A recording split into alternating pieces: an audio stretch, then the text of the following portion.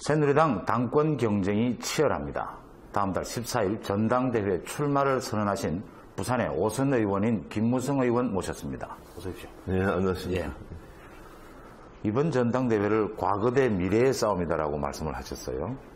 어떻게 됩니까? 뭐 한쪽에서는 왜 내가 과거냐 이런 얘기도 나오는데. 저는 특정인을 과거라고 지칭한 적이 없고 저 자신도 과거죠. 그래서 세월호 사고를 계기로 우리가 우리 스스로를 되돌아보니까 너무나 잘못된 일이 많았다. 그래서 이제 세월호 사고를 역사의 중간점으로 보고 과거는 우리가 모두 잊고 미래로 나가자, 그런 차원에서 말씀드린 것이고, 또 저부터 혁신하겠다.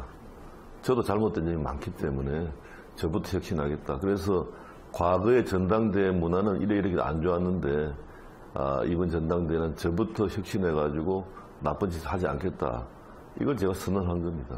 새로운 당청 관계를 말씀하셨어요. 새로운 당청 관계. 지금 당청 관계가 잘못됐다는 얘기시죠? 잘못됐습니다. 어떤 게 잘못됐습니까? 박근혜 정부는 곧 새누리당 정부입니다.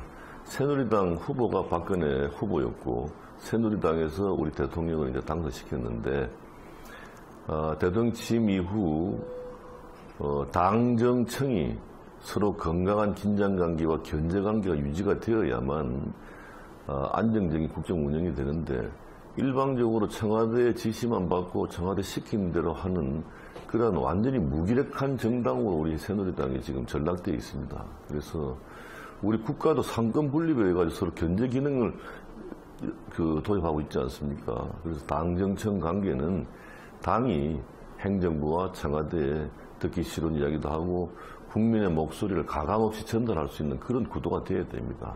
그래서 당이 대통령의 밝은 눈과 큰 귀가 되어가지고 국민의 정서, 여론을 갖다 잘 대변하는 역할을 해야 되는데 지난 1년 반 동안 그걸 안 했습니다. 그래서 거기서 오는 여러 가지 문제가 있기 때문에 여기에 대해서 앞으로 그 당의 역할을 갖다 복원시키겠다, 그런 뜻으로 말씀드립니다. 어느 한쪽의 얘기겠죠. 김무성이 당권을 잡으면, 당대표가 되면 그 체제가 오래가지 못할 것이다. 또 박근혜 정부의 레임덕이 올 것이다. 이런 얘기들 어떻게 보십니까? 그 저를 모함하는 이야기죠. 잘 아시다시피 지난 대통령 선거 때 저에게 책임을 맡아달라고 해가지고 그 책임을 충실히 완수했고, 또 끝나고 나는데 어떠한 요구도 하지 않고 편지 한 장 써붙이고 저는 떠났고, 그리고 지금까지 박근혜 정부의 성공을 위해서 저 나름대로 뭐 열심히 지금 하고 있는데 그런 식으로 저를 모함하고 있는 것에 대해서 저는 분개하고 있습니다. 당을 개혁해야 된다라는 부분은 전당대회 출마한 분들은 모두의 얘기인 것 같습니다. 그중에서도 가장 상향식 공천 문제를 말씀을 하셨는데, 상향식 공천 어떻게 개선하실 생각입니까? 우리 정치가 국민들에게 완전히 혐오와 지탄의 대상이 되어 있습니다. 그래서 참 부끄럽게 생각을 하고, 어떻게 해서 이런 일이 생겼는가 생각할 때에 잘못된 비민주적 정당 문화 때문에 오는 문제다. 그래서 정당 민주주의를 해야 된다. 정당 민주주의 요체는 공천권을 권력자로부터 빼앗아가지고 국민한테 돌려드리는 것이 정당 민주주의를 하는 첩경이다.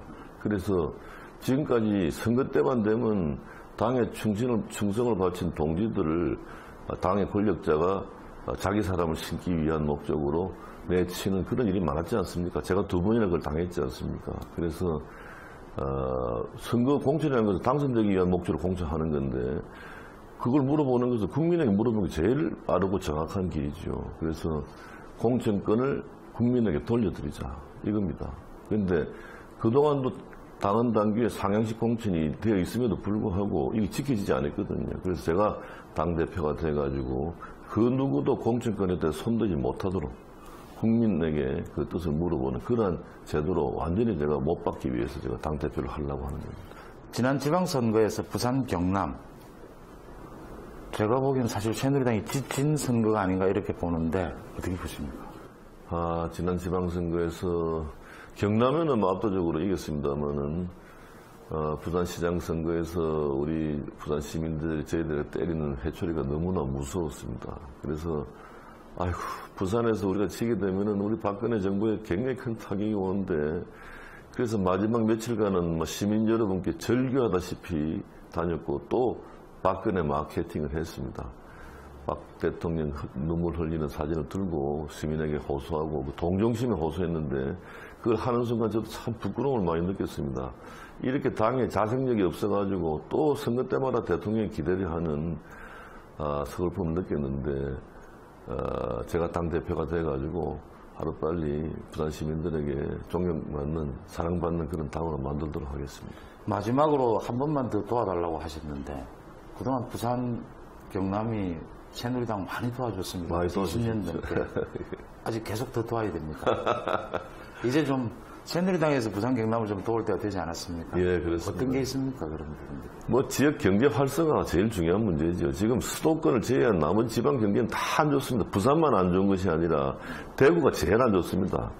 대구, 전북, 부산은 그래도 그 중간 정도는 가고 있죠. 그래서 특단의 대책을 세워가지고 지역 경제 활성화를 하기 위한 정책을 어떻게 개발해야 됩니다. 지금 현재 국세 80%, 지방세 20%의 구조성에는 항상 지방 경제가 허덕이게 되어 있습니다. 그래서 지방세 포션을 갖다 더 높이는 그러한 정책을 지금 꼭 실현해야 됩니다. 박준호 씨 안내해서 고맙습니다. 네, 감사합니다.